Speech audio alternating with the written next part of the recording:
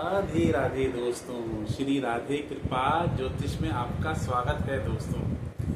मैं हूं आपका एस्ट्रो मित्र पंडित ललित शर्मा। ज्योतिष और आध्यात्म की इस यात्रा में आपका हृदय से स्वागत है दोस्तों। आज जिस विषय की हम लोग चर्चा करने के लिए उपस्थित हुए हैं, मेरे पास क्वेश्चंस आ रहे थे, गुरुजी ये बताइए कि मैं ज्योतिषी बन सकता हूँ या बन सकती हूँ? क्या मैं एक एस्ट्रोलॉजर बन सकता हूँ? क्या मैं एस्ट्रोलॉजर ज्योतिषी बन के अर्निंग कर सकता हूँ? क्या मैं बाय प्रोफेशन ज्योतिष करूँ? ऐसे क्वेश्चंस मेरे पास आते हैं, है ना। तो मैं आपको कुछ ऐसे सूत्र बताने वाला हूँ जो अपनी कुंडली में, अपनी पत्रिका में आप लगाइए और आप स्वयं देखिए। अगर आप ज्योतिष कर रहे हैं या ज्योतिष के क्षेत्र में अगर आप कार्य करना चाहते हैं, ठीक है, तो आपको स्वयं अपनी पत्रिका देखनी आनी चाहिए। बेसिक, अगर आपका बेसिक अच्छा है, अगर आपका बेसिक क्लियर है, तो आप अपनी कुंडली, अपनी पत्रिका खुद स्वयं देखिए और इन सूत्रों को लगाइए। देखिए दोस्तों, ज्योतिष जो है, मैं पहले आपको ये बता दूं कि ज्योतिष आदमी स्वयं नहीं बनता। कि कोई सोचे बैठे बैठे कि मैं भैया ज्योतिषी बन जाता हूँ, या मैं ज्योतिष से अर्निंग कर लेता हूँ, या मैं ज्योतिष सीख के कुछ पैसा कमा लेता हूँ। पहले ये बात, ज्योतिष अर्थ कमाने के उद्देश्य से नहीं किया जाता। पहले मैं आपको ये चीज बता दूं। और ज्योतिष आदमी स्वयं नहीं करता। ज्योतिष कभी भी व्यक्ति स्वयं नहीं कर सकता है, क्योंकि ज्योतिष ईश्वरीय कृपा से होता है। अगर ईश्वर ने चाहा है कि आपको ज्योतिष करना है, आप ज्योतिष के क्षेत्र में कार्य करें, लोगों की सेवा भाव करें, तो आप ज्योतिष कर सकते हैं, अन्यथा आप ज्योतिष नहीं कर सकते। बिना ईश्वरीय कृपा के, बिना डिवाइन ग्रेस के आप ज्योतिष नहीं कर सकते। ज्योतिष का मतलब ही ये होता है, ईश्वर के द्वारा प्रदान की गई दृष्टि, उसी को ज्योतिष कहा जाता है। क्यों? वो दिव्यता, वो आध्यात्मिकता, वो सात्विक गुण, वो अच्छा चरित्र आप में होना चाहिए। जब भी आप ज्योतिष के क्षेत्र में आगे बढ़ पाओगे और कार्य कर पाओगे। तो दोस्तों, मैं अब सीधा टॉपिक पे आता हूँ। आप अपनी लगन कुंडली ओपन कर लीजिए, D1 चार्ट जिसको हम लोग बोलते हैं।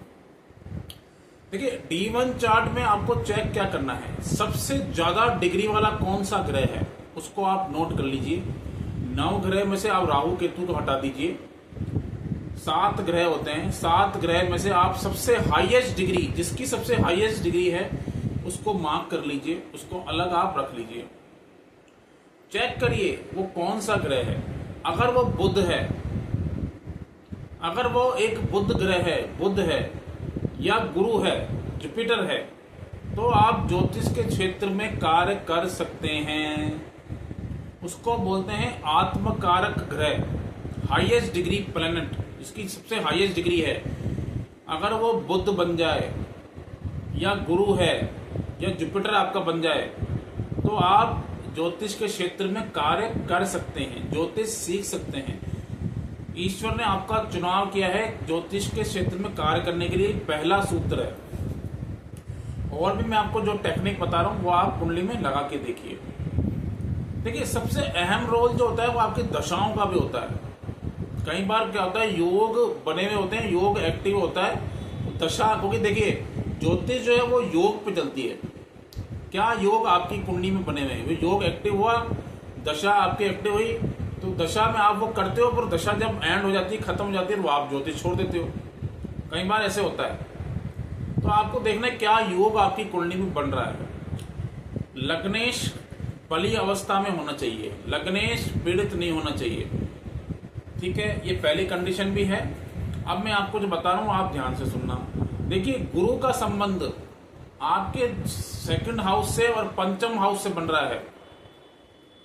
गुरु का संबंध आपके 2nd हाउस से, द्वितीय स्थान से और 5th स्थान से अगर बन रहा है, तो भी आप ज्योतिष कर सकते हैं। कैसे? दृष्टि संबंध हो, अगर दृष्टि संबंध है तो सबसे बेटर। मान लीजिए आपके 11वें घर में गुरु है और पंचम पे दृष्टि है, तो आप ज्योतिषी बन सकते हैं। अगर आपके 6ठे घर में गुरु हैं तो उनकी 9th एस्पेक्ट 2nd हाउस पे जाएगी। अगर आपके 10वें घर में गुरु हैं तो भी उसकी पंचम दृष्टि 2nd हाउस पे जाएगी। तो भी आप ज्योतिष के क्षेत्र में काम भी कर सकते हो और ज्योतिष से आपको अर्निंग भी होगी, दोनों चीजें। अगर गुरुदेव 2nd हाउस को देख रहे हैं, ठीक है, तो आप ज्योतिष के क्षेत्र में कार्य भी कर सकते हो और ज्योतिष से आपको अर्निंग भी होगी, क्योंकि 2nd हाउस के कारक भी हैं गुरुदेव और गुरु ज्ञान के कारक हैं। ठीक है, अब उसके बाद क्या चेक करना है, बुध ग्रह का संबंध अगर आपके पंचम हाउस से हो रहा है, ध्यान से सुनना आप, बुध देव का संबंध पंचम हाउस से हो रहा हो, या तो पंचम हाउस में बैठे हुए हैं या पंचम हाउस को देख रहे हैं। देखेंगे कैसे, 11वें भाव में बैठेंगे, 7वीं दृष्टि से पंचम हाउस को देखेंगे।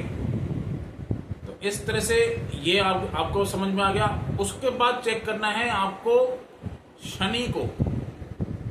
शनि देव जो है अहम, देखिए, कर्म कारक हैं। आपको अब चेक क्या करना है, शनिदेव किस राशि में विराजमान है। क्या शनिदेव के साथ में कोई ग्रह है? क्या शनिदेव जहां पे विराजमान है उससे 12वें घर में कोई ग्रह है? क्या शनिदेव से 2nd हाउस में कोई ग्रह है? इट्स वेरी इंपॉर्टेंट, मतलब ये बहुत महत्वपूर्ण हो जाता है ज्योतिषी के लिए। एग्जाम्पल के तौर पे मान के चलिए शनिदेव के नेक्स्ट हाउस में केतु है, तो आपकी जो यात्रा है वो ज्योतिष के माध्यम से चलेगी, क्योंकि केतु कहीं ना कहीं आपको, अगर आपने केतु को अलाइन नहीं किया, यूज नहीं किया, तो कहीं ना कहीं आपके कर्म में, आपके प्रोफेशन में आपको दिक्कत, हर्डल्स आएंगी। तो ऐसा बंदा, मैंने अधिकतर चार्ट में, कुंडलियों पे ये सूत्र लगाया है, अगर शनि के साथ में केतु है या शनि के नेक्स्ट हाउस में केतु है, तो व्यक्ति ज्योतिष के क्षेत्र में, ऑकल्ट के क्षेत्र में काफी अच्छा ग्रो कर रहा है और काफी अच्छा उसको अर्निंग भी हो रही है। ठीक है, इस तरह से आपको लगाना है। या शनि के साथ में केतु हो तो भी काफी अच्छा, शनिदेव किस राशि में बैठे हुए ये भी चेक करना जरूरी है। मान लीजिए शनिदेव वृश्चिक राशि में बैठे हुए हैं 8 नंबर साइन में, और उनके जो डिस्पोजिटर है, जो मंगल है, उनका संबंध कहीं ना कहीं गुरु से हो जाए। ध्यान से सुनना आप, मान लीजिए वृश्चिक राशि में बैठे हुए शनि हैं, उनका जो राशि लॉर्ड हुआ, कौन हुआ? मंगल। अब इस मंगल का संबंध गुरु से बन जाए कैसे भी, या दृष्टि संबंध हो या साथ में बैठा हो, तो भी आप ज्योतिष के क्षेत्र में कार्य करेंगे तो काफी अच्छा आपको सक्सेस मिलेगी और आप ज्योतिष सीख सकते हो। ठीक है, एक लास्ट सूत्र मैं आपको बता रहा हूं जो आपको चेक करना जरूरी है। सूर्य और गुरु, इनका अगर संबंध बन रहा है और अष्टमेश, ये दोनों अष्टमेश को दृष्ट कर दें। मान लीजिए आपका कोई भी अष्टम ग्रह का मालिक हो, कोई भी हो, कोई भी लगन हो, ये दोनों ही अगर उसको दृष्ट कर रहे हैं, दृष्टि संबंध हो रहा है इनका, सूर्य भी दृष्ट कर रहे हैं और गुरु भी दृष्ट कर रहे हैं, तो भी आप ज्योतिष के क्षेत्र में काफी अच्छा करेंगे। एक सूत्र और याद आ रहा है मेरे को, जुपिटर केतु का भी संबंध, अगर जुपिटर केतु के साथ है, जुपिटर केतु का त्रिकोण का संबंध बन रहा है, अधिकतर केस में अगर जुपिटर केतु के साथ है तो भी आप ज्योतिष के क्षेत्र में काफी अच्छा कर सकोगे। और मेन आपको चेक करना है पंचम हाउस, द्वितीय हाउस और अष्टम हाउस, इनका संबंध बनना चाहिए आपके 10th लॉर्ड से। खासकर पंचमेश का संबंध, द्वितीयेश का संबंध दशम भाव के स्वामी से और लगन से अगर बन रहा है तो भी आप ज्योतिष के क्षेत्र में अच्छा कर सकते हो। अगर वो बुध है या गुरु है तो बहुत ही बेस्ट, बहुत ही बढ़िया। तो इस तरह से ये सूत्र आप लगाइए। अगर आपका कोई क्वेश्चन हो, प्रश्न हो, तो आप मुझसे पूछ सकते हो। ये जो आपको मैंने बताया है, ये एक नहीं, कई सारी कुंडलियों में हमने जो सूत्र लगाए वो आपके सामने मैंने समझ रख दिया। और भी कोई डाउट्स हो, आपको कोई क्वेश्चन हो, आपकी कोई इंक्वायरी हो, तो मुझसे आप पूछ सकते हैं। दोस्तों, आज के लिए इतना ही। नेक्स्ट एपिसोड में किसी और विषय पे हम लोग चर्चा करेंगे। नमस्ते, राधे राधे, जय श्री राम।